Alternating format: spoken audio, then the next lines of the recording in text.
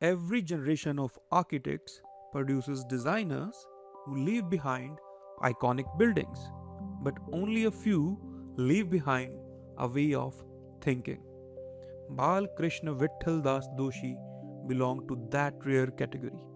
When people talk about Doshi, they often mention the Pritzker Prize, Sangat, I Am Bangalore, Aranya Housing, Sept University, or Ahmedabad Nigufa. These projects have become landmarks not just in India but across the world. But today, I don't want to talk about his buildings. I want to talk about something far more important. How did B.V. Doshi think? Because if we only admire his architecture, we'll appreciate his work. But if we understand his thinking, we might become better architects ourselves. And that's much more valuable lesson.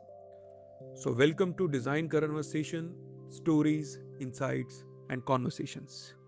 अगर आप इस channel में नए हैं तो सबसे पहले इस चैनल को सब्सक्राइब कर लीजिए ताकि हम इस तरह का कंटेंट आपके सामने लेके आते रहें।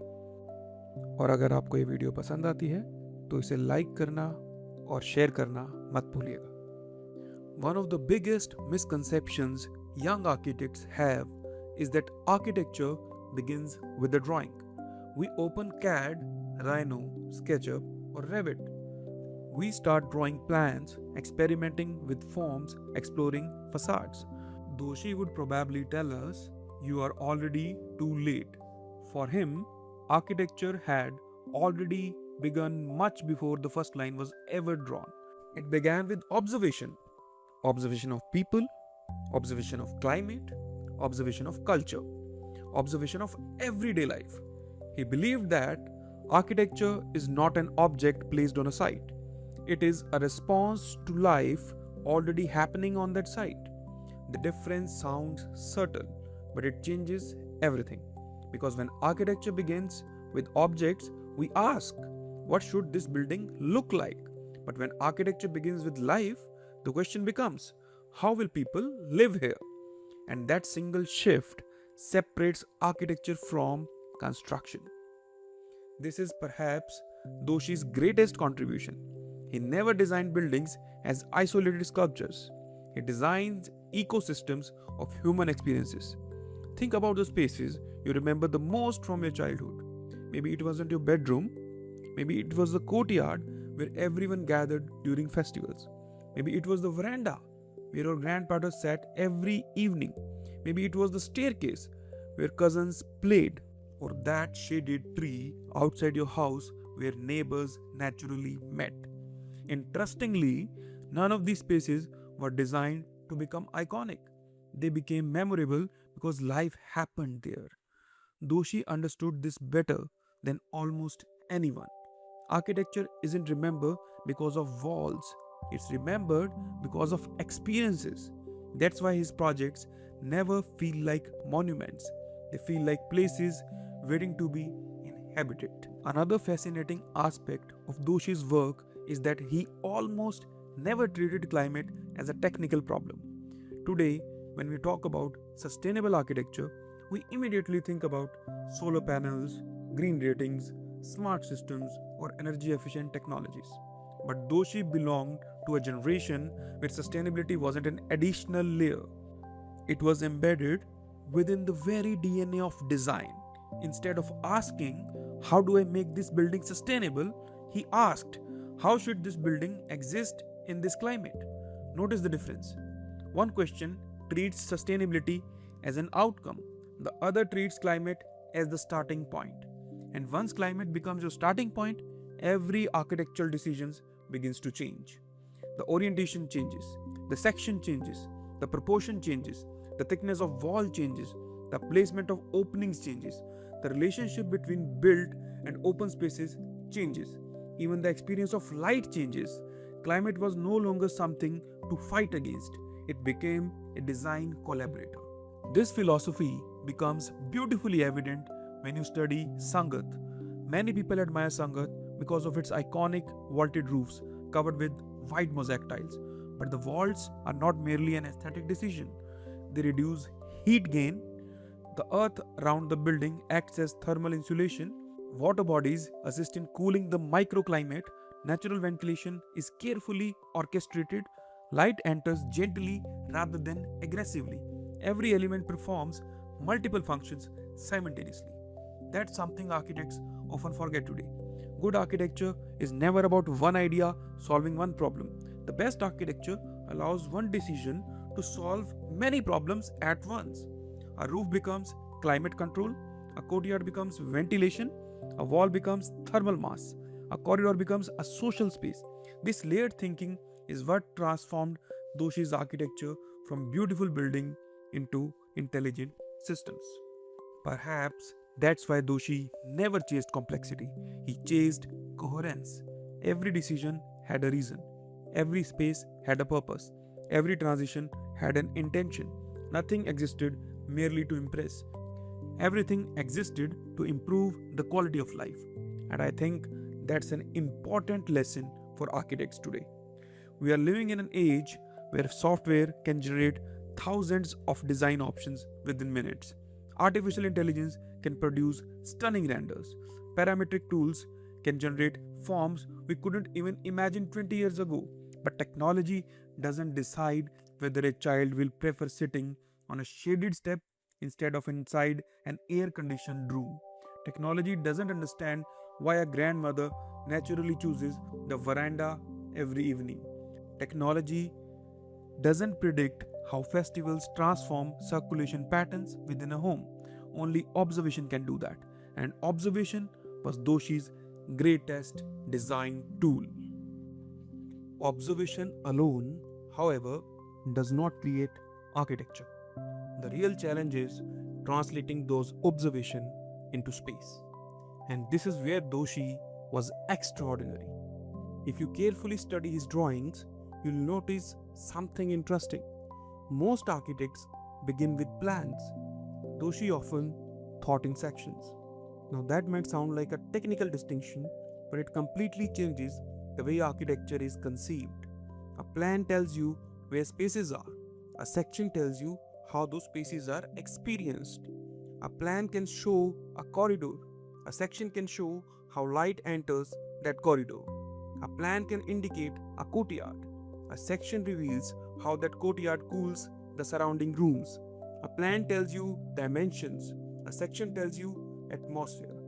That is why, in many of Doshi's projects, movement isn't just horizontal, it's vertical. You descend, you rise, the ceiling compresses, then suddenly opens up.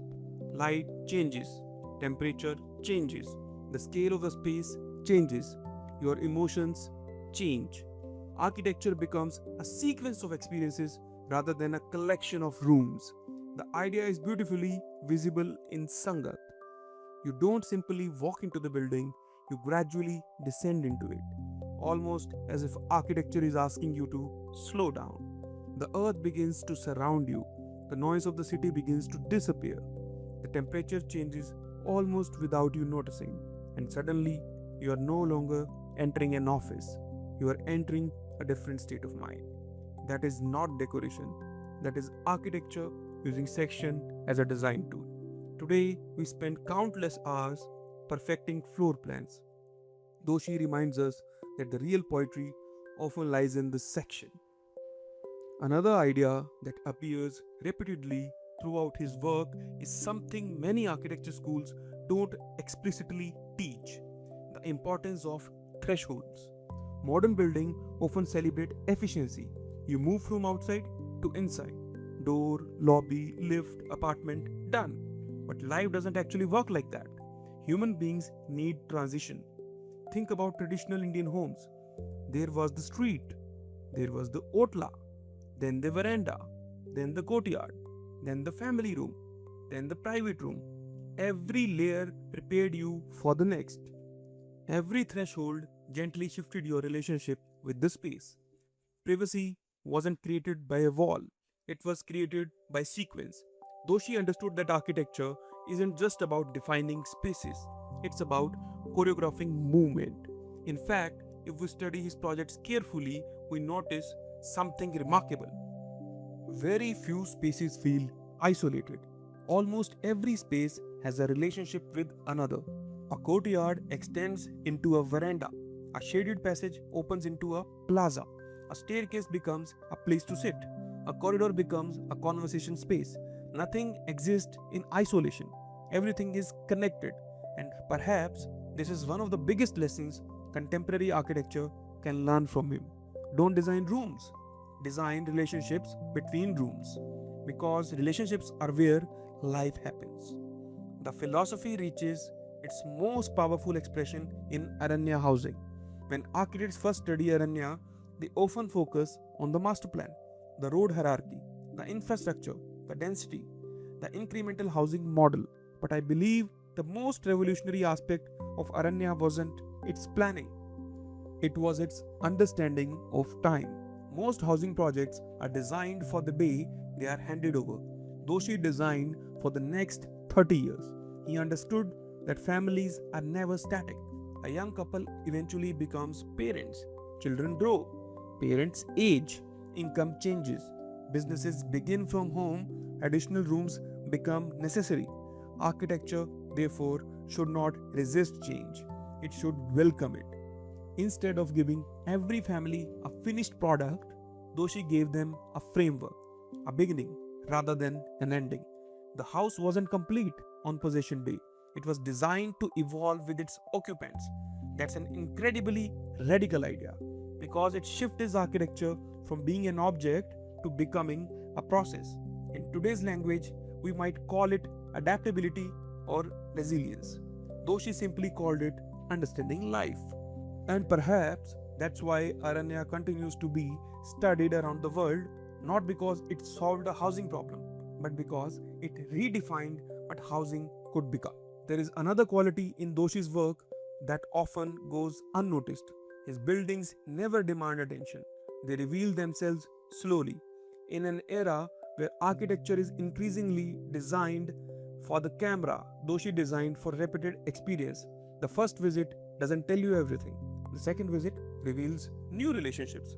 The third visit changes your understanding of light. The fourth visit makes you notice the sound of water, the movement of wind, or the way people naturally occupy a shaded edge. His architecture rewards curiosity, and I think that's one of the clearest differences between architecture created as an image and architecture created as an experiences. One is consumed in a photograph, the other unfolds over years. There is one chapter of Doshi's life that every architect knows, his association with Le Corbusier, and later his collaboration with Louis Kahn. For many architects, this would have been enough. Imagine beginning your career under two of the greatest masters of 20th century architecture. The temptation to imitate them would have been enormous, and that's exactly where Doshi's greatness lies. He didn't imitate them, he absorbed them. There is profound difference. Le Corbusier taught him discipline, geometry, order, structure, the power of proportion. Louis Kahn taught him silence, the weight of materials, the emotional quality of light, the dignity of monumental space. But Doshi never tried to become an Indian version of either architect. Instead, he asked a far more important question: what happens when these ideas arrive in India? The answer wasn't simply changing concrete to brick, or adding jalis, or introducing courtyards. It was understanding that architecture cannot be imported, because culture cannot be imported, climate cannot be imported, ways of living cannot be imported. This is perhaps one of the most important lessons for architects today. Don't copy architecture, understand the principles behind it, because principles travel, styles don't. And that's why even today you can immediately recognize a Doshi building. Not because all his projects look the same, but because all his projects think the same. If we had to summarize Doshi's design process into a single sentence, it would probably be this: he never asked what a building should look like, he asked how a building should live. That single shift changes everything. It changes how we approach housing, how we approach campuses, how we approach public spaces, even how we approach cities. Because cities are not collection of buildings, they are collection of human relationships. And architecture either strengthens those relationships or quietly destroys them. Which brings us to perhaps the biggest question architects are asking today. What is the role of an architect in the age of artificial intelligence? Today, AI can generate a floor plan in seconds. It can produce stunning visualizations. It can suggest structural systems. It can optimize daylight. It can imitate the architectural language of almost any architect in history. From a purely computational perspective, it is remarkable.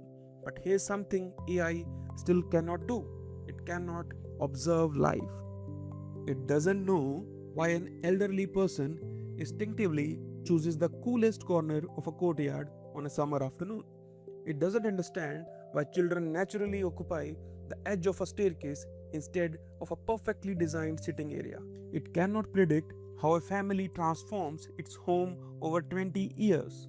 It cannot feel the anticipation of walking through a shaded passage before entering an open courtyard. It has data, but it doesn't have memory. It has information, but it doesn't have lived experiences. And architecture has never been about information alone. It has always been about interpretation. That's why Doshi remains relevant today, not because he rejected technology, but because he reminded us that technology is only a tool. Observation, empathy, culture, climate, human behavior, these are still the foundations of architecture, and they always will be. Perhaps that's also why his buildings have aged so gracefully. Many iconic buildings lose their relevance as architectural fashion changes. Doshi's architecture doesn't depend on fashion, it depends on people. And people continues to seek comfort, belonging, community, light, shade, connection. Those needs haven't changed for thousands of years, which means the architecture responding to those needs remains timeless. That is the difference between designing for trends and designing for humanity.